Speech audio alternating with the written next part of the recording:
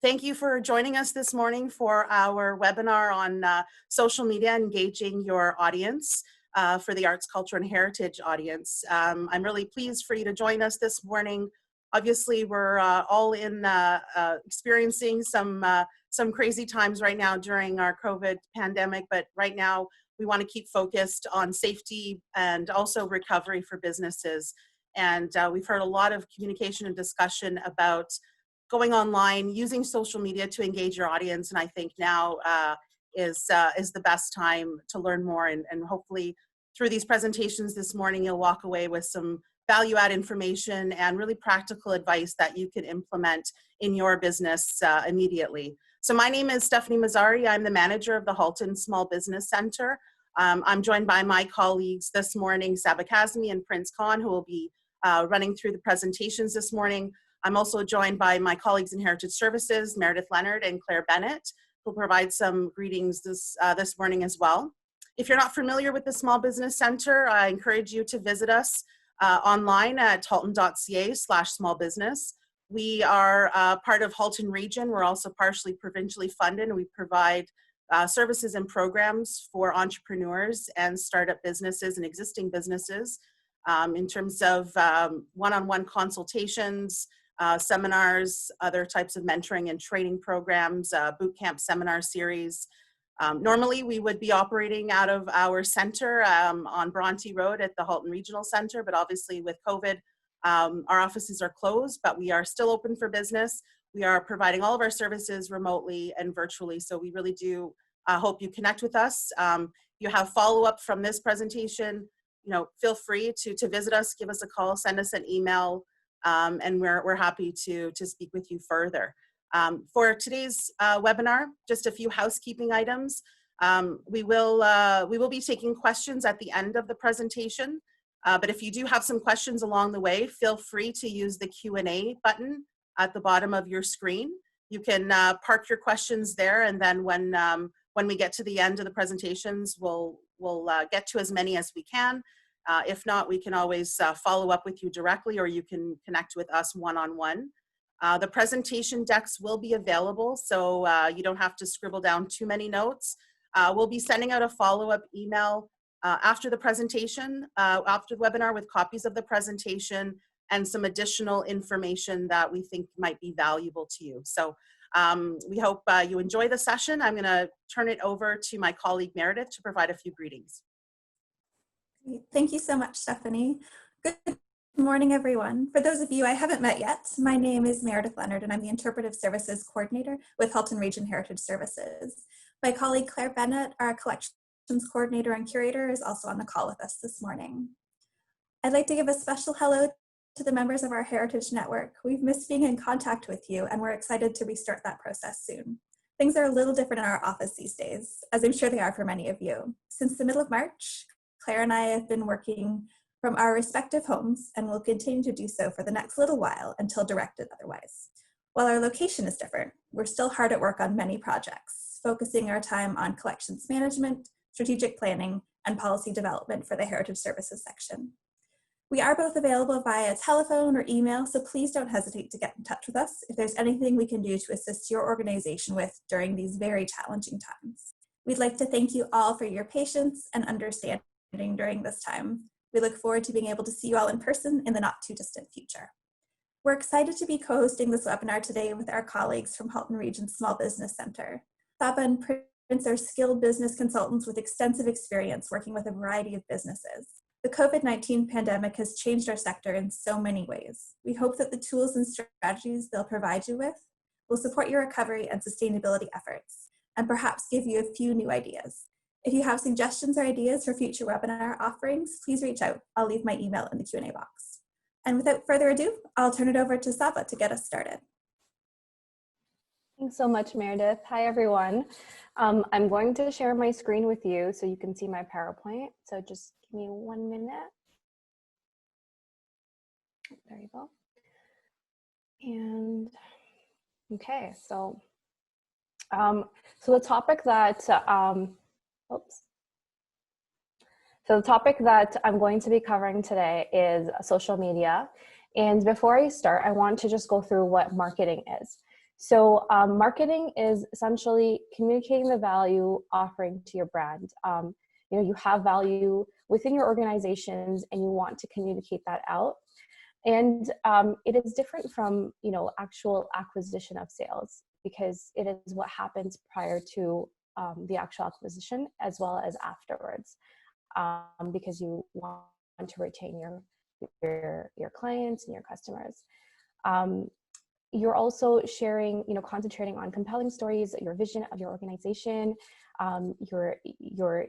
your overall branding within marketing. And you want to think about marketing before you actually start pushing out your content. So you want to think about your overall strategies for your organization, and you want to make sure that you pick the selected audience, the right audience, and the right message. So we're just gonna jump in. Oh, sorry.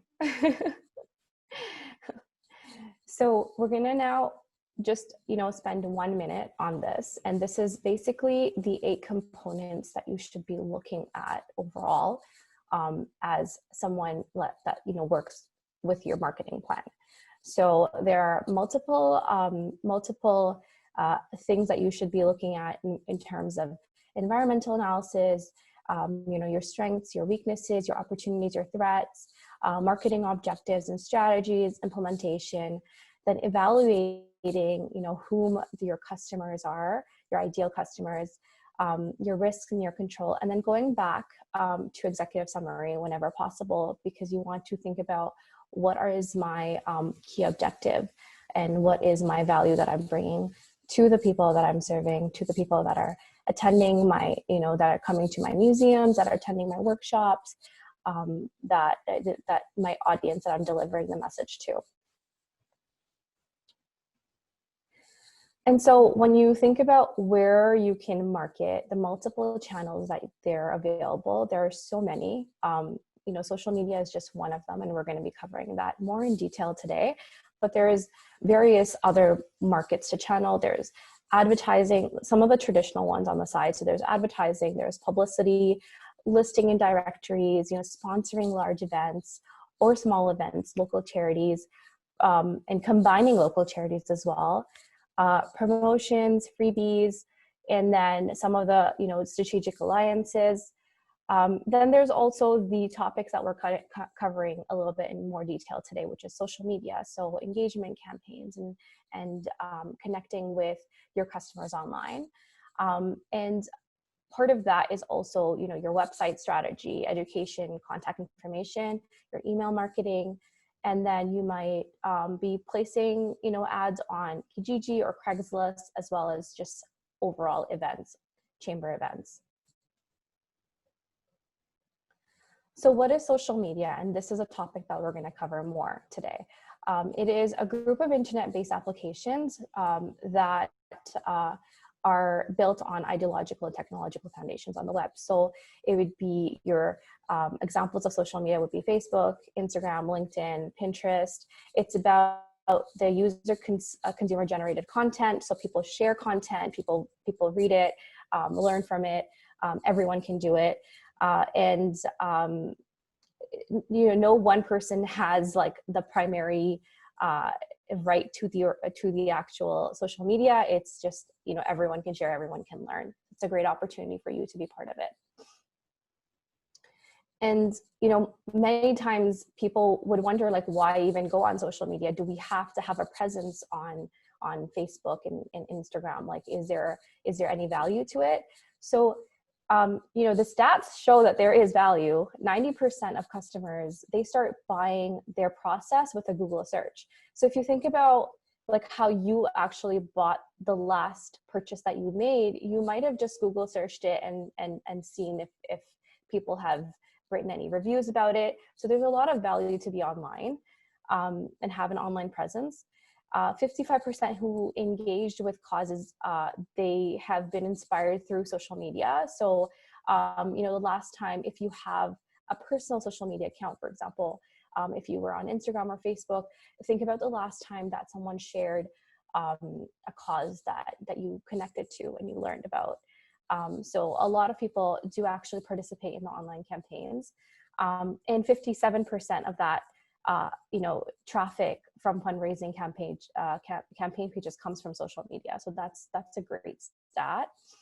63% of online consumers trust the business ratings that they see. So if there's a 5-star rating or a 3-star rating, that actually either influences them positively or influences them negatively when they see that 5-star rating or not. So again, why have social media? One is that you have a huge reach. The market is large. You can talk to someone. You can be in Canada and you can be speaking to someone in South Africa, for example. So that's huge. There is a lot of accessibility at no cost. So as long as you have a computer or a phone, you can easily go online. The usability is it doesn't require too much skills or training. It's quite easy, and there's guides online if you're ever confused. There is an immediacy, so you can do it right away. You don't have to wait for putting together a plan and moving forward. You're not waiting on anybody else as well. You can do it yourself if it ever comes to that. And then there's a permanence. So when you post, a great video online, it stays there for a while, and people can continue to engage in it, continue to comment, and you can even edit it afterwards. So that's wonderful. So a few social media platforms that we have. And this is, kind of a cheat sheet for you. So there's Facebook, there's Instagram, there's Twitter, there's LinkedIn, there's Snapchat, and there's Pinterest. There's also 2 more that I didn't include in here because I didn't feel that it added to the value. So there's TikTok, and there's also, that's about it actually. This TikTok. So Facebook is one of the biggest ones. The primary reason that people use Facebook is to connect with their friends and family. But it's used by everyone because it has the most amount of people on that platform. The best way to use Facebook as an organization, if you're a nonprofit, it's ideal. If you're in real estate, you can post pictures of the homes that you're seeing, and you can engage with a lot of your potential customers. And e-commerce is also another one. With Instagram, it's very visual oriented. So there's a lot of pictures. It's more storytelling. And when we looked at the stats, we found that everyone is on Instagram, except for people who are 65 and older. And it has a large, strong visual content. So organizations that work with very good visual content like museums and arts, it would be wonderful for them to actually be on Instagram and have a presence there. And the third one is Twitter, and it's used primarily for industry networking, news, and information. And it's used by professionals, activists, leaders, and primarily used by college grads under 50. It's best for networking, and advocacy organizations and nonprofit leaders can also be part of it and add to the content and be an influence on that platform. So those are the 3 that I'm going to go more in detail with, and the 3 other ones. LinkedIn is the one that after my session, my colleague Prince will be covering that a little bit more. Primarily for networking, B2B sales, professional development, and best for advocacy, talent, and finding volunteers. But Prince will go through that more in detail and fine-tune it a little bit.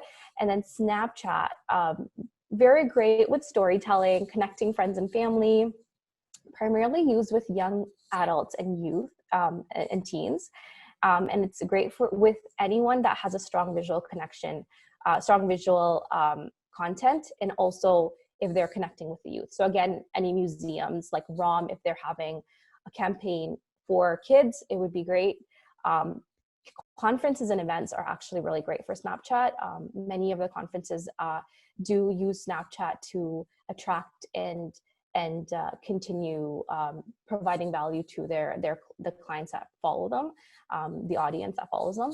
And then Pinterest is More about design and style. It's on planning projects, primarily used by women. So 71% of women use Pinterest, and primarily used online, on the phone, sorry, over the phone. So 75% of Pinterest users use Pinterest over the phone. It's great for organizations that can have curated professional images. And with Instagram, you can get away with putting up a great picture that's from your phone, but with Pinterest, it has to be like amazing quality, because that's the purpose of Pinterest. It's just beautiful pictures curated into wonderful stories. So the three that we're going to move forward with then is Facebook and Twitter and Instagram, because those are the bigger ones. So Facebook is the most important place for your digital home, of course, because everybody's on that, right? It's the most largest gathering on social media. And what you can use, what your customers might be going to Facebook for, is to see your operating hours, your holiday hours, your contact information, your online reviews, and also want to chat with you online. So if they have any questions, they can have someone chat online in real time to answer those questions.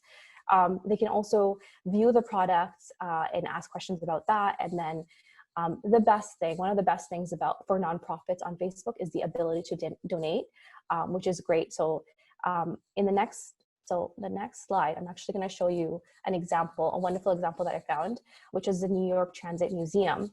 So if you look to your left, you'll see that the top left, it'll be highlighted. It says create fundraiser, and that allows other people to actually create a fundraiser for you, which is wonderful. And then you'll see donate, send message. So that's, as soon as you go on that Facebook page, the first thing that grabs your attention at the top is that call to action for donation, which is wonderful for a nonprofit, and wonderful for arts type of organizations. And then you'll see the History Museum in Brooklyn, New York, and the 5-star rating, which is very important for people who want to attend, and they want to see like the value that it provided to other people that have also attended. And it also talks, it also mentions how many people liked the actual page, how many people follow it. And then on the about side, it has the information, the most critical information to actually move people to action, which is the address, the number, how to, where to send the message in case they get lost, or in case they have questions, about pricing or campaigns or otherwise. And this is really great. The popular hours is something that I use a lot whenever I think about going somewhere, which is, a big museum or an arts gallery, because I don't want to go to it in a time that there's going to be a lot of people. So I'll look at that and I'll see, okay, it says that, the suggested timing, it says that the most popular hours are between 12 to 3. Maybe I'll go out for to make sure that I avoid the crowds. So this is a great way for people who might hesitate even a little bit to actually gain that have a little bit more options available for them. So on Facebook, you want to use casual language, but it's very customer centric, very customer service oriented. So, replying back to your customers is very important. Replying back to their comments, liking their comments, and you can ask for some feedback as well as participation and opinions as well. But primarily, Facebook is used, just to gather information by your audience. Excuse me. You do also want to be comfortable and inject personality in your posts. And I would say that's something that, for every social media channel, you should have that, where you have your own way of doing things. And you don't have to have a set way of, doesn't have to be very formal. And, some of the hacks that you can use for Facebook are that you can post beautiful pictures and then have a nice caption, or a video that has a nice caption. You know, you can have longer narratives or shorter punchy lines. Both of them are fine. There's no one set rule. And, you know, if you register as a nonprofit, you have the ability to actually be able to obtain some donations, which is such a huge positive in terms of Facebook, using Facebook. And it gives your audience the ability to raise money for you, which is an added bonus.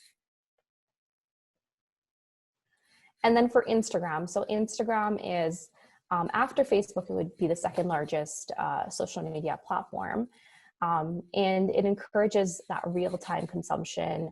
It is a different demographic of, you know, primarily of millennials, but now everybody's coming on Instagram. It's becoming a lot more popular within every generation group. And an example of a great Instagram page that I came that came in front of me was the Pencils of Promise. So this is you know, a page that it's a nonprofit, and they use their Instagram page primarily to update and encourage donors and leads. So they'll put, you know, like sweet pictures of the programs that they're working with, and they'll put pictures of, you know, kids, and they'll thank their donors. They'll also update any fundraising, like they'll post up fundraising updates as well. So this many X number, like we raised 2 million, or we raised $20,000 like last year, or whatever. They'll put and it'll be on a continuous basis. They might not do it at the end of the year. They might do it like after a month and they get, you know, the engagement is very great. So some of the comments that you'll see when you open some of the pictures, you'll see brilliant program, you know, every child has a potential, there's a need for change. And then, you know, most importantly, as a nonprofit, it also, some people also say, how can we donate? Because they're buying into that vision through these pictures, and they're buying into your value that you're creating in the world. So your approach on Instagram should be, you know, deep meaning, truthful narratives, pictures, but, you know, with a background. It is a great space for beautiful imagery, but you don't have to feel like it has to be like stock pictures. You know, take pictures in during your programs that you do, or events that you have, and post them. It doesn't have to be perfect, but, you know, if you use a proper light and filters, it can make it ideal for Instagram. The other great feature of Instagram is their stories, which is a lot more popular than the Facebook stories. So it's sort of like a micro blog you know, online. So it talks about, you can use stories to talk about where you are, what you're doing at the moment. You know, you can even go live with people in real time and to let people engage with you. The other thing you can do on your stories is just put a random question, like ask me a question or ask us a question, and you'll get a whole bunch of questions, and then you can answer them on a live session. So that's a great way to continue engaging your audience. And use hashtags because you're going to reach a wider audience that might not have heard about your vision and about your organization. So you know, you can even do targeting, so specific location-wise hashtags are great too. And that opens you up to a larger audience that might not even know you. So I'm here in Canada, but I was talking about a New York museum. And I found that through, you know, one of the hashtags, which is really nice. And other, you know, other hacks that you can use on Instagram is having that high quality cohesive feed. And the feed pictures do have to have some sort of cohesiveness and some editing. But when you use stories, you don't have to do that. Like, you don't have to be perfect when you post stories. It can just be like, you know, random pictures with little nice messages. But your overall feed is the first thing that people look when they click on, you know, your organization's name. So it should have, it should feel like it flows. maybe use similar colors, similar filters would be ideal. You don't want to overdo it with your posts. So you want to engage your audience, but you don't want to spam them with like 3 posts a day. Generally, 1 post a day would be good, or even like 3 or 4 posts a week would be ideal. But if you are not posting, use your stories instead to engage your audience, and you can post as many stories as you want. And you can get creative with your stories. So for example, one of the organizations that I was following, they had their staff take over their Instagram page for the day. And it was a very different perspective, the way that they shared the information. And it just adds to the understanding of your audience will have of your actual organization. And it adds a little bit of a fun vibe to your Instagram page. And then, like I mentioned before, the live function is really great to have engagement in real time at that moment. Answering questions is the most ideal way as well, because you don't really know what questions your audience might have if you don't put that out there. And sometimes you get really funny messages, like I don't know, like if you say, okay, say anything. Sometimes you'll have like, you guys are awesome, or something like that. So it's encouraging too, which is great. And then lastly, Twitter is a little different from Instagram. Actually, it's quite different from Instagram. It focuses on conversations, not too many pictures. You can add pictures, but more on that short, punchy, sentences, engages in real time. Your feed also changes very rapidly. It's not like Instagram, because Instagram just like your feed stays there and people can click on your feed and see that beautiful imagery. Twitter changes very fast. You can join a conversation that other people are having, other organizations are having. There's no barrier to entry. People like to go on Twitter to receive updates on any particular news or industry that they're following. It's a fun way for them to learn, and sometimes they go there for news. For example, when COVID-19 happened, I was going on Twitter like every day to actually get updates, which is it's different from my use of Instagram and Facebook at the same time. A great example of a very different way of going about Twitter is Sue the T-Rex, and this is a really fun Twitter page that the Chicago's Field Museum has, and it's Sue the T-Rex controlling their Twitter feed, and it's her perspective of some of the messages would be like, I'd rather break a fish than miss a fish. There is a life lesson in there somewhere. So it's not a serious page at all. It's very fun, and people seem to love it. So it has 66.1 thousand followers, and that's it just shows the impact of something fun, something creative.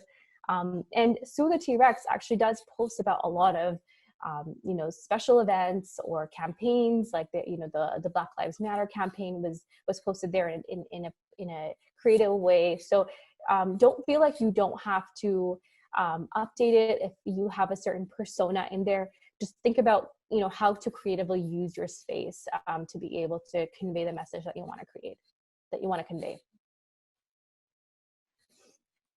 So your approach to Twitter would be to increase engagement. Use your posts to increase engagement. You can post pictures. You can post punchy little lines. Post hashtags. So hashtags on Twitter are a lot more. They're a lot more used, and they're a lot more common and effective than other social media platforms.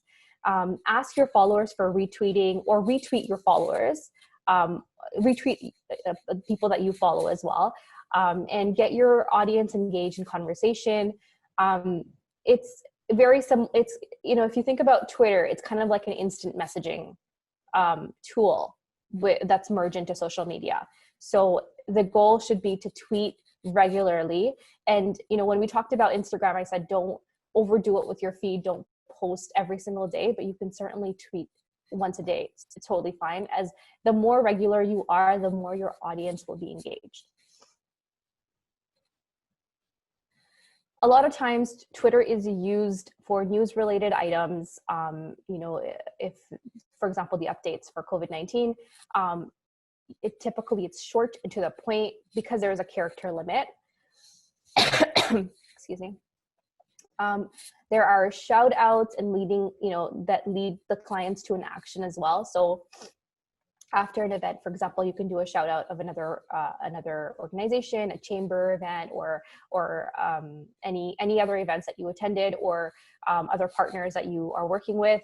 And you can also you speak about any campaigns that you're doing and lead them to maybe another social media page.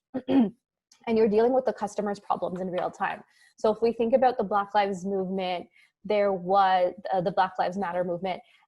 There was a lot of engagement on Twitter from customers of stores. So like, for example, with Anthropologie, people were messaging and saying, how many people do you have that work with you that are of, different color? Like, what about, when I had this incident happen to me, this incident happened to me. It's a very real time. And I mean, this is a negative type of example, but there are definitely positive ones where people have had wonderful experiences. Hello? Okay. Yeah. People have had positive experiences with an organization, and they post comments like, I've had wonderful experience at HomeSense, and this happened to me. I was in the line, and someone, I was struggling with my baby, and the people from HomeSense were extra nice, and they gave me a discount, or they supported me. They started babysitting for my kids. Whatever. That's just an example. But it's like very live customer, customer reactions, and then engagement from other people. So some of the some of the laws of social media marketing that you should overall kind of have in the back of your mind. Firstly, listening and understanding your target audience. Listening is so important. And that's why when you have lives like an open live where it's like question and answer session, it allows you to bring that in front and make it more of a focus. Listen to your audience, understand their needs, and then give them that value that they ask for. Focus and don't dilute the message. So this is primarily when it comes to Twitter. You want to make sure you're like, because you get a small number of words that you can use. You have a focused message. Focus on quality. And even though we spoke about posting lots of times, making sure that you're constantly engaging with your audience, you still have to think about the quality of to keep your audience's interest. And then patience, because it takes a long time to build your social media platforms. So when you start, you might not see too much engagement, but keep at it, keep posting, keep engaging. So comment on other people's posts, share, like, and that's how you keep engaging. And then within 3 months, you'll see a difference. And then, from that to 6 months, from that to 1 year, it's a huge difference from when you start. Compounding to share quality content. So ensure that you can use like multiple social media tools to actually share the quality of content that you need, and access multiple audiences through the influence that you have. Again, providing, like, having value at the top of your priority, and then acknowledging relationships. So some of the relations that you may have are other organizations, other museums, other galleries, other nonprofits that you're working with. Acknowledging them, tagging them, and liking their, going on their, following them, liking their posts, engaging, commenting. That adds to your own social media page as well. So you're not just giving to them, but you're also giving to yourself when that happens. And yeah, okay, I can't say this word, reciprocity of sharing good content. So you ensure that you share other people's content, they share yours, you're sharing together, and it's a win-win. So this is a different thing. So once you have your social media platforms, you might find it overwhelming to actually, organize and figure out which ones to do when. You might feel confused. And that's why we have something called the social media calendar.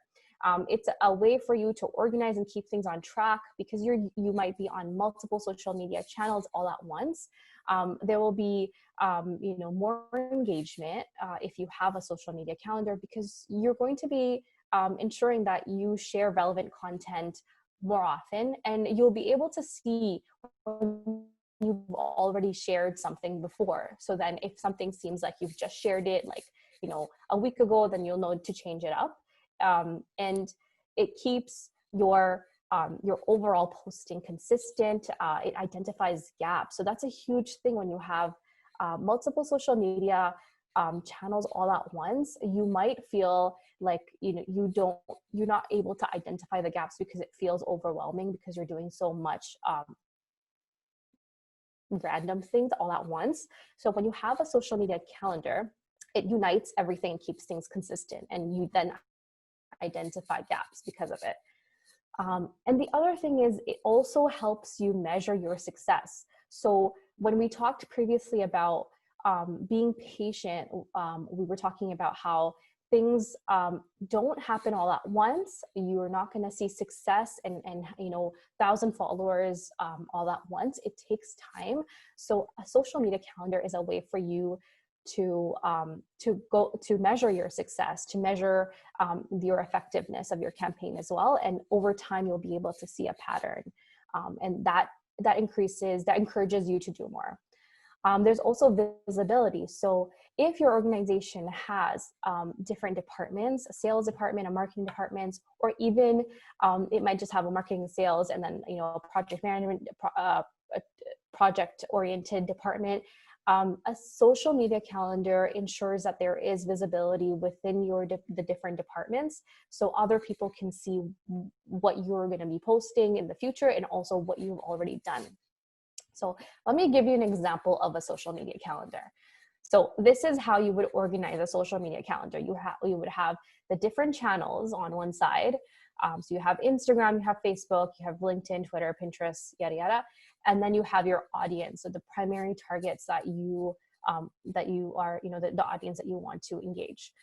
So maybe on Instagram, you want to engage your existing customers, future employees, to attract them. Maybe on Twitter, you want to make it a fun Twitter page where the Sue the T-Rex is taking over, and you just want it to be just for people to have at the back of your mind that you are there, and just engage them in a fun dialogue. How often are you going to post? So this is, on Instagram, maybe you're posting 3 times a week, but on Twitter, you're posting every day. And you can kind of organize how many times, and that way it's a way for you to keep things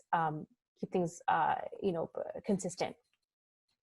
And then objective. So very important is to understand why you're doing what you're doing, and think about why, like, what are the needs of your primary, the target that you're engaging in.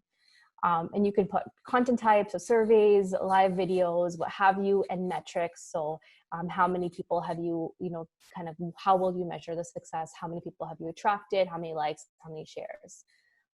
So that's that. And then 3 tools that you can use to kind of organize your social media is Hootsuite, Buffer, and Sprout. And they're a way for you to schedule your social media posts and make you more organized and feel more sane, because sometimes it can be very overwhelming to have so many platforms you're working with at the same time. So that's my parting advice to you would be, if you don't use the social media channel, or you don't have to go on it, for example, TikTok, you don't have to go on TikTok because it's not the right audience for you, but you can go on Instagram. So focus on what you you want to go on and use, and you need to for your audience, and use it more, and don't engage in the other ones that you don't need to. Create real content, engage your audience. You know, they need to know more about you and learn more about you, so they can feel connection to you, and focus now on building that relationship with your audience. So that's it from me. Thank you so much for listening, and I hope it wasn't too fast. I'm going to hand it over to my colleague Prince Khan to take it over. Thanks so much, Saba. Let me just share my screen. Give me 1 second here.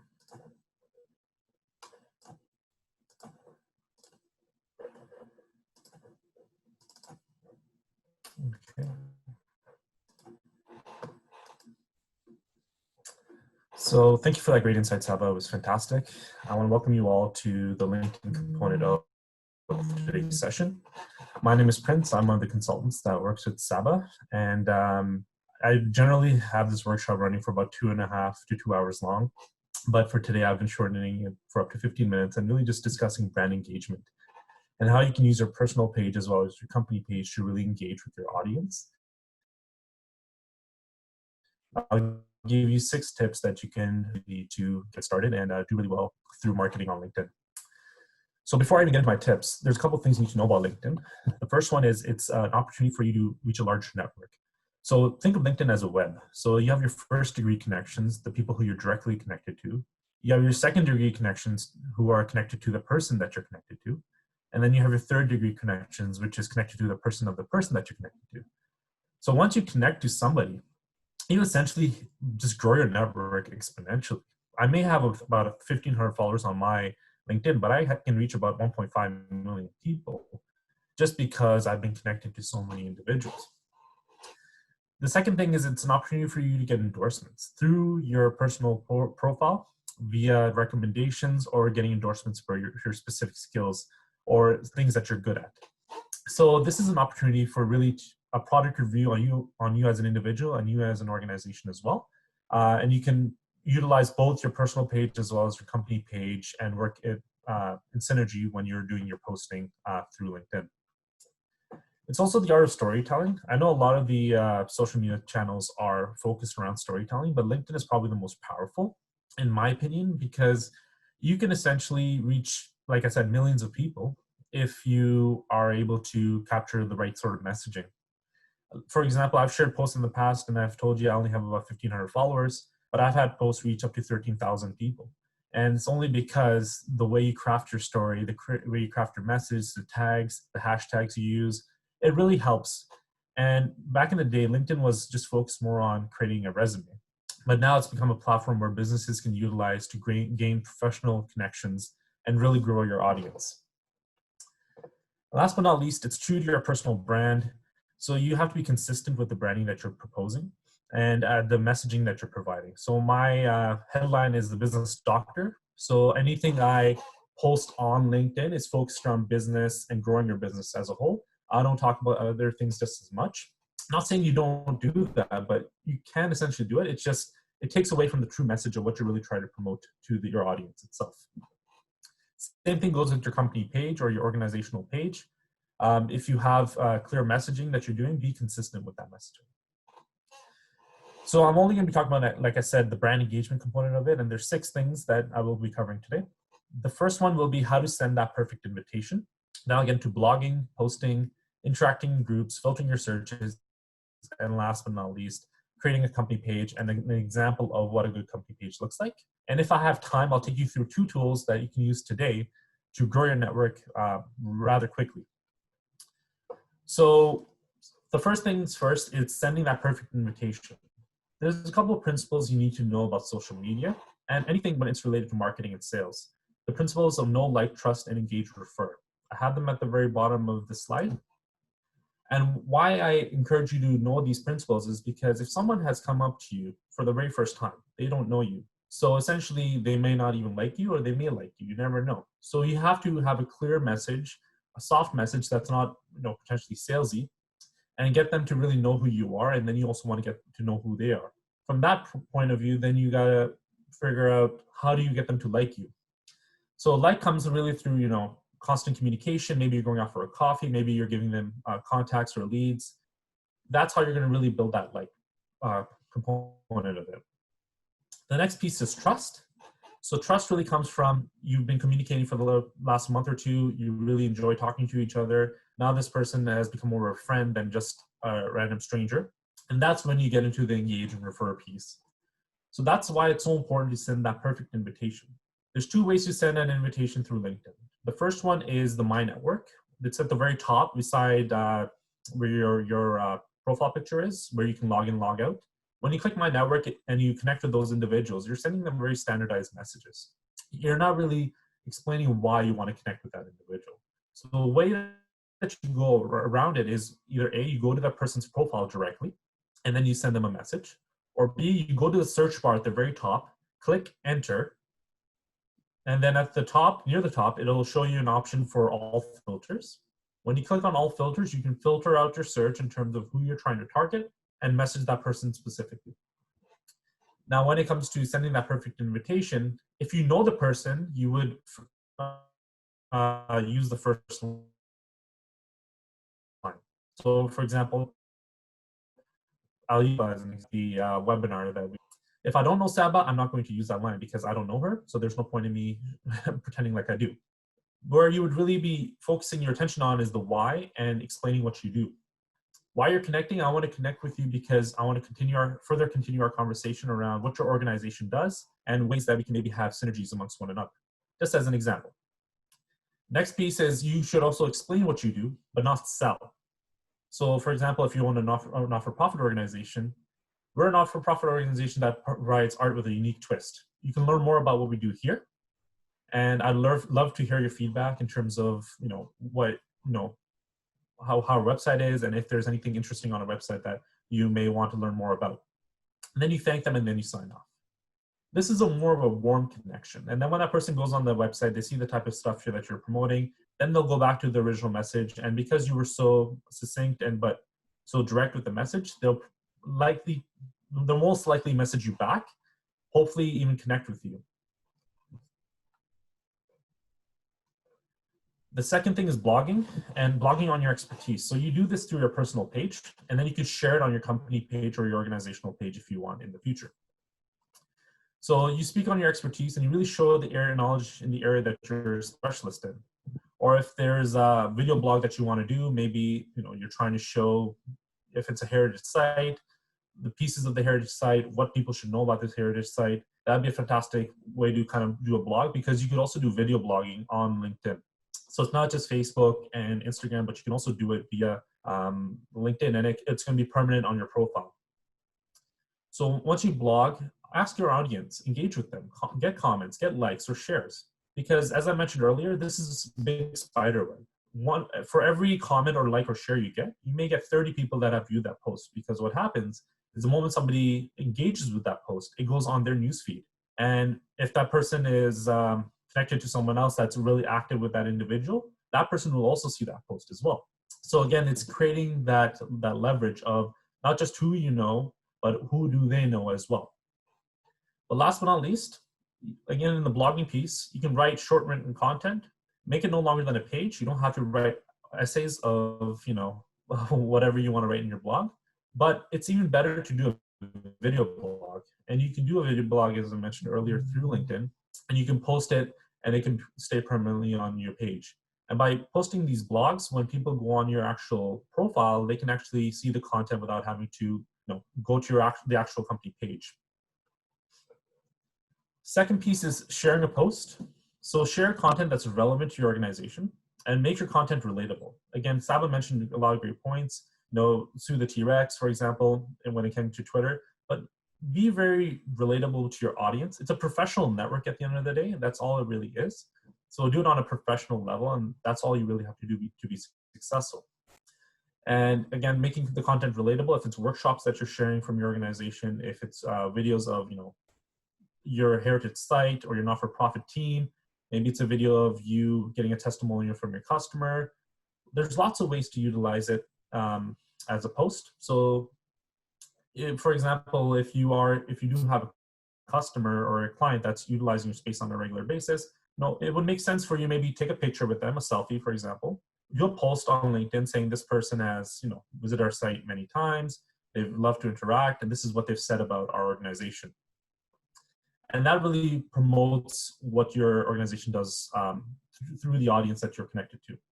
And posts that have a high level of emotion, just remember, they have a higher level of engagement. So if your posts don't have emotion, you'll see that the engagement isn't really there. Just like telling stories. When someone tells you a story, you're so ingrained in the story that you may have questions after. But if someone's just telling you a fact, you don't really listen as much. So that's what I really want to get out of this piece here.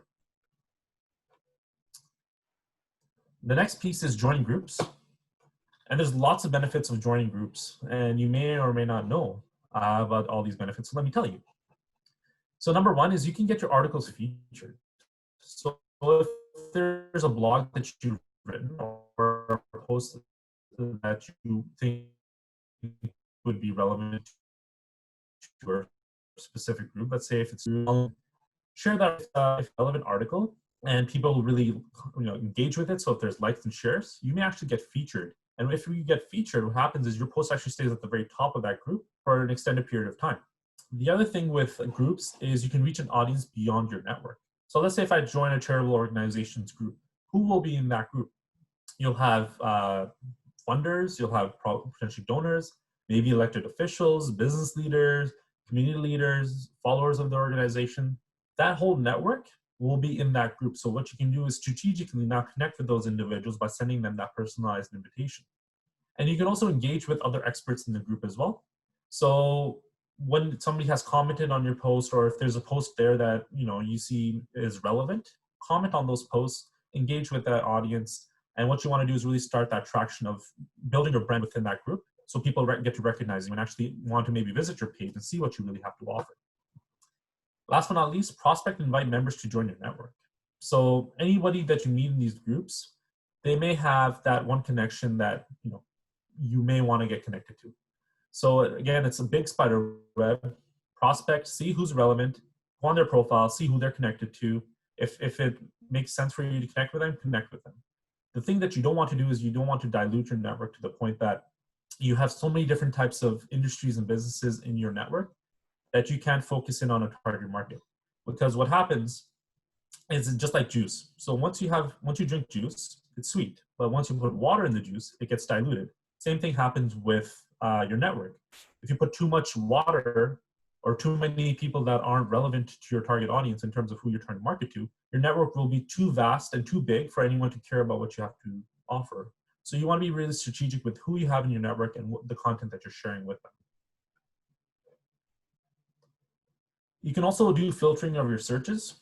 So the first thing is you want to engage with the right audience. So I told you about connecting with the right individuals, the right target audience, and not diluting your network to the point that you're being connected to individuals that won't care about your mission or your vision and what your organization offers. And you want to build on that established relationship. So we talk about sending that personalized message and then having constant communication. Then you want to engage with that person. Maybe you're offering them a free ticket to an event, or to come see your museum, for example. Maybe you're offering them, a compliment meetup for just different to be engaged with your target market. The last piece is the deliverable. So once they're engaged and they've actually gotten involved with your business or your organization, now is the time that you want to ask them questions. What did you enjoy the most? What is that something that we can do differently? How can we stay more engaged? Is there something else that you'd want to see? You want to get their feedback, because that feedback is going to be now relevant to the next person you talk to, because now you're going to improve on whatever this person has told you needs to be improved. So a couple of things to make note of. Oops, my apologies. Number one is drive strategic partnerships and establish institutional connections. So you really want to connect with the right target market and establish strategic partnerships with organizations that have a similar mission or vision to what you're doing, because those same organizations may have potential funders, elected officials, business influential individuals, donors, any of these individuals in their respective groups. And there's potential ways to cross-collaborate and even cross-promote events, if anything.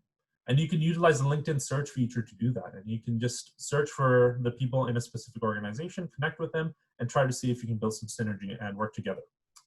You want to also cultivate existing relationships. So keep your donor base informed and create a call to action when you're doing any sort of campaign. So when you're running a campaign of any sort, make sure that's number one, interactive, and number two, creative.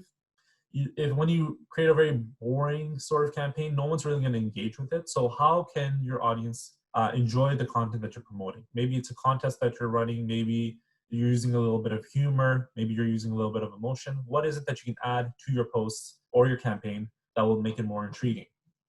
And last but not least, don't be afraid to utilize your board of directors. So your board members may have a vast network. They may just never have used them. So have the board members actually create a maybe 30-second to a minute video explaining what they do at the organization and how it has impacted their career, or how they have impacted the community overall. Potentially even get your followers to do this as well. So maybe you have a campaign where you're running where your followers are creating a campaign 30-second video, and maybe it's a contest that you run. So it's really about getting your name out there and really leveraging your connections. And the main benefit with LinkedIn opposed to all the other platforms is I'd say 90 to 99% of those leads are authentic because most of them are real people. With Instagram, Facebook, you never know who's really liking your page. Sometimes they may be considered spam. So at least with LinkedIn, you have that organic reach and it's organic.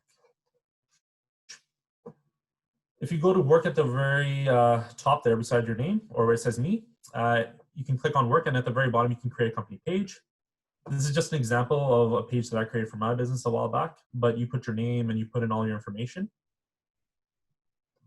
There's goods and bads about the page. The page itself is good for content driving, but the problem with the page is it's not synced to mobile yet, and you can't utilize the page through your mobile application. So which is a drawback, obviously. So creating a company page, yes, you want to utilize it. You want to be sharing content from your page to your personal profile and vice versa.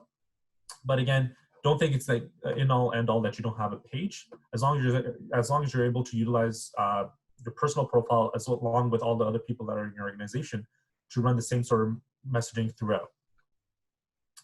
So here's an example of the Arts Institute in Pittsburgh, Pennsylvania. So as you can see how they've branded their page, and I think they did a fantastic job. They're based off their main logo is AI, so Arts Institute. And the hashtag they use is AI Proud. And the mission they have is follow your passion and love what you do. So they're very clear with their mission, they're very clear with their hashtag, they're very clear with their logo. But you can also see the cover photo in the back. There's consistency. The white, black, and red, it doesn't change. It's there throughout. Same thing goes with some of their posts. But see how some posts are more successful than others, and there's a reason behind it. The very first post is a quote. It's a 5-second video. It's just a snippet. It's nothing much, but it only has about 8 likes and 1 comment. But the second one actually goes above and beyond. It has hashtags. It's an actual video of a demonstration, and it has 31 likes, 1 comment, and about 2,400 views. So you can see the difference between just having a simple quote versus a video, the impact, and how much you can really get traction for with your posts. And the last but not least, if you are running some sort of workshops, this is another example. You can share your workshops through LinkedIn. Again, be creative with what you do and make people interested in what you're really doing. And don't just leave it as a bare, join our workshop, but more intriguing of how and why they should join your workshop. Maybe do tagging, tag somebody who is influential in the community that may want to reshare this workshop or may want to be a part of this workshop. Tag some of the people in your network so they get a direct indication of this workshop is happening in the community. And I'm just gonna quickly end off with bonus tools because of time constraints. But there's 2 things you can do. So if you run, let's say, a museum, you can have this Find Nearby button going all the time. But essentially the Find Nearby is a tool that you can use within LinkedIn. And I unfortunately don't have time to talk about it too much today. But if this Bluetooth is activated and if you turn on Find Nearby, you can essentially find anyone else in the room that has done the same thing. And it's a great way to do networking. So instead of you having to figure out if that person does something specific or that person does something else, who do I want to connect with? Who seems like who's most relevant to me and who I want to basically get to know? And with Find Nearby, you can see through their headline, this is the person that I want to talk to. so you actually can connect with the right individuals. And last but not least, Crystal Knows. This is based on the personality assessment. So what happens is with Crystal Knows, it's about $30 a month. But what you can do is you can connect it to your LinkedIn, and you can run a personality assessment on the person that you're looking at. So if there's a donor, let's say, it'll tell you about their personality, how to communicate with them, how to write an email, what they like seeing in an email, what they don't like seeing in an email. It's very scary. I know it sounds as bad as I'm saying it, but it's very good, especially if you want to really get your branding out there and if you want to really convey the right messaging and talk to the people the right way. So that's all I have for you today. I'm going to give it back to, I believe, Stephanie, who will end off the session. And if you have more questions on LinkedIn, I'm more than happy to answer them today and offline as well. Great. Thank you so much, Prince and Zaba. That's a lot of great content. I am mindful of our time, but I know we have had some questions come in, and maybe I can touch on just a couple. We can certainly provide more follow-up in our email when we send that out to everyone that's joined us. So I know there was a question from Stanley about maybe providing a chart that will kind of guide or provide some assistance on which platforms is best suited and how to best use this. So I think it's a big question. I know Saba did in one of her slides at the beginning of her presentation talk a little bit about why you would use Instagram versus Twitter. So it really does depend on the type of organization that you're in and what platform is best. So if you go back to that slide when you look at it through the presentation, I think it'll give you a little bit more direction. Again, it's very, it tends to be kind of case by case to determine. These are just kind of general best practices. But certainly, we can provide a little bit more information in our follow-up on that as well. There are lots of resources though online. This is obviously a very popular topic, so there's lots of great information about, what type of organization should be using what kind of platform. There was another question about websites. So certainly this is not we're not insinuating that social media replace websites. It's actually best done in conjunction. We could get in a whole nother conversation about SEO and making sure your clients can find you online. So we're absolutely saying a website is key, and you want to link those accounts together. That will get you a high profile on your Google searches. So certainly, the end goal is, drive people back to your website if that's where, you're selling goods or you're really trying to push a campaign.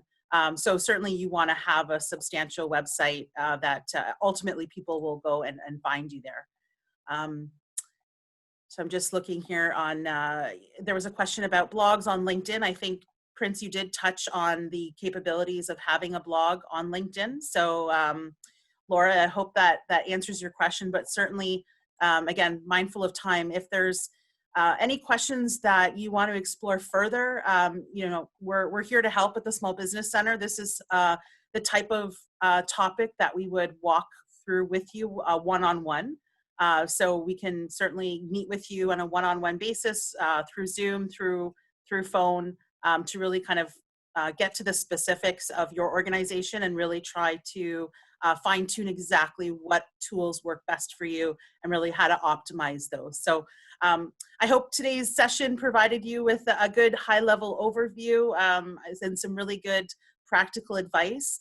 Before I leave, I will just want to flag, and this will be part of our follow-up email as well, and I just saw a comment come in. You may have seen some news about a recent announcement on funding from FedDev for some digital programs. So Digital Main Street, Shop Here. There's a few programs that are being funded by the government to help businesses, including nonprofits, enhance their digital skills for free. So it will, through either one-on-one assistance with hired co-op students or training. So there are programs available for you at no cost that you can utilize if you want to take your digital presence to the next level. So there's a lot of information on those programs. They were just announced last week. So I will include links and more information on how you can take advantage of those programs. And of course, The region is a partner in administering those programs with our Regional Innovation Center at Halton. So we're there to help refer you to those programs and really, make sure you understand what's available for you. So I will just want to wrap it up there and thank everyone who's joined us on our webinar this morning. I'd like to thank Claire and Meredith from our Heritage Services group. They do fantastic work in the community. And I would like to thank Prince and Saba for delivering the content, and look out for a follow-up email with more information. So have a great day, stay safe, and we hope to hear from you very shortly.